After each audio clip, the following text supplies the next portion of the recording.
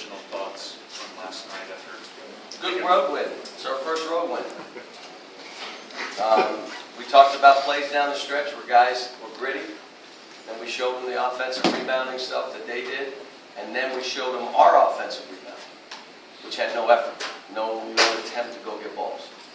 And we just said it got to change. We're not going to win in this league giving up 20 offensive rebounds and then not attempting to offensive rebound. The crazy thing is I knew he was playing zone, and we went all week working on zone. We worked on man-to-man 10% of the time. We worked on zone the whole time. And that's what it looked like, which was, I don't know what we worked on, but it wasn't the right thing. Why do things like that happen, John? Because we got 4 freshmen and a sophomore who never played, and a senior who's played at Wright State last year, and Kyle Wilshire, who gave up 20 points in 14 minutes. And now all of a sudden you got guys rattled. What I liked was the shot that Kyle made when he was just having a rough game. The shot that Ryan made, the three-pointer. The shot that Julius made, he was having a tough game, and he still makes that 1-3. The play that Archie makes, which is a second and third effort play that we really needed the basket. The lob play. There were plays that we made that got it out, but we just got to get better than we are.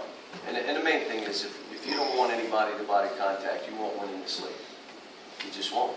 And they're either going to want that kind of play, which we accepted last year, or you won't. Ryan said in the press conference he was still having trouble breathing from that late shot he took. Any lingering effects? He's fine. How physical is A&M? Very physical. Big, strong. Their 3-man is as good a players we have in our league. They push the ball. They play both man and zone. They try to jam pick and rolls. They're a post-up kind of team, a la a little bit of Kansas, corner cuts and high-lows and screen and fills from behind with big and trying to go from high to low. So they're going to go after our big people. That's how they play. And they're a good team. They're a really good team. Cal, did you ever look at that shot by Knowles if it was good or not? I didn't look at it that way. From what I understood, it was good. Is that your Christmas smile? No, I really never looked at it. I mean, that way. I mean, I saw it go in, but I didn't go back and analyze it. It's kind of. The zone stuff, is it more attributable last night to communication issues, or just No, kids we losing? didn't put the ball where it was supposed to go on 3 or 4 different occasions. Plays that were easy plays for us to make, we didn't make. Our shooters weren't prepared. They didn't want to shoot, so they were getting rid of it. Now, we got you that shot. You must take it. Because when you make this pass, the reason you're open is the rest of us are not in a zone. And that kind of stuff. But we didn't beat it up the court at all, which is how we play. We rush into the zone offense. We don't walk it up and go against a dead set where they can look around, where is everybody, and that's what we did in the game. What tape were you just looking at? Were you looking at last night's or were you looking at some A&M stuff? What was that? What tape did you just look at just now? Was it last night's stuff or was it A&M?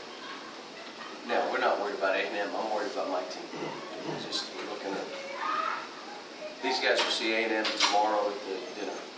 Looking over the tape, what did you see from last night's, now that you've had the chance to kind of look over it? Just what I told you, we didn't rebound, we weren't physical.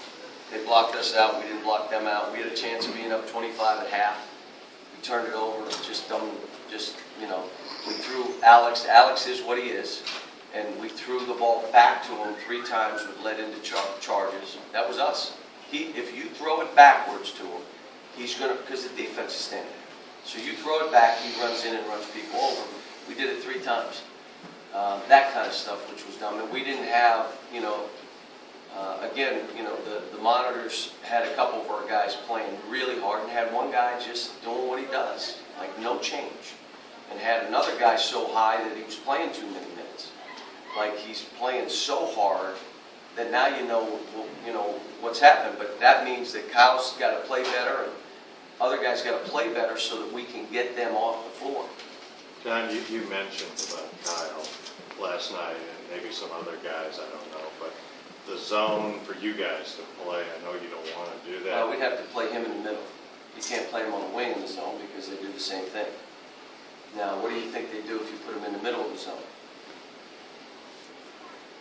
You're going to try to go to the middle of the zone. I mean, it's hard. He's got, some of this, he's got to, no, I mean, it's like any other coach. If I know there's a match out there that I'm going to go at him until that other coach takes him out of the game.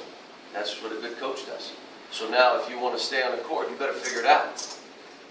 You better figure it out. What do you want to do? You want to come off the floor or you want to play? And what happens is when they're in that desperate mode, normally they'll figure it out. You were worried about your kids being tired for tomorrow. It was hot in there. Your kids at least. It was hot in there. The kids looked gassed in late in the game. Yeah, they were gassed because a couple guys wouldn't compete.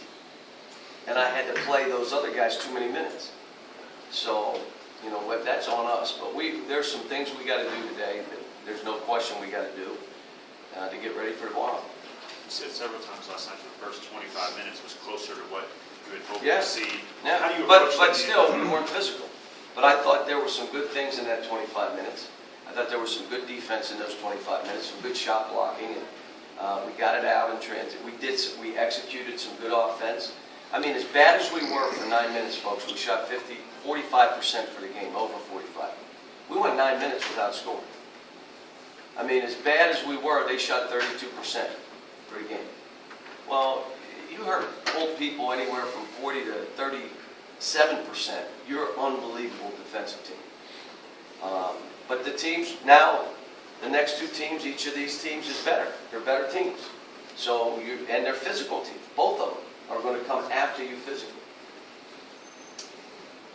John, I've heard a lot of coaches say it's easier to tone down a guy that's really after it rather than try to boost up a guy that's not.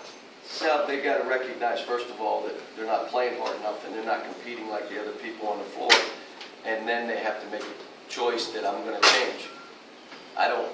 There's nothing I can do. They got to make the choice that they're going to change. My job is to get them to recognize where they are right now. Like I told them, this tape, we won the game. And we won on the road. And we had these plays at the end of the game that helped us win, which were huge, gutty plays. We didn't give up on the game. But, now let's watch this stuff. This is all effort. This is all physicalness. Why would you not do this? And that's what I did. I said, learn from it. No, I'm not mad. We won. But if we don't correct this, you're not going to win what you think you can win. Anything else? Thanks, guys.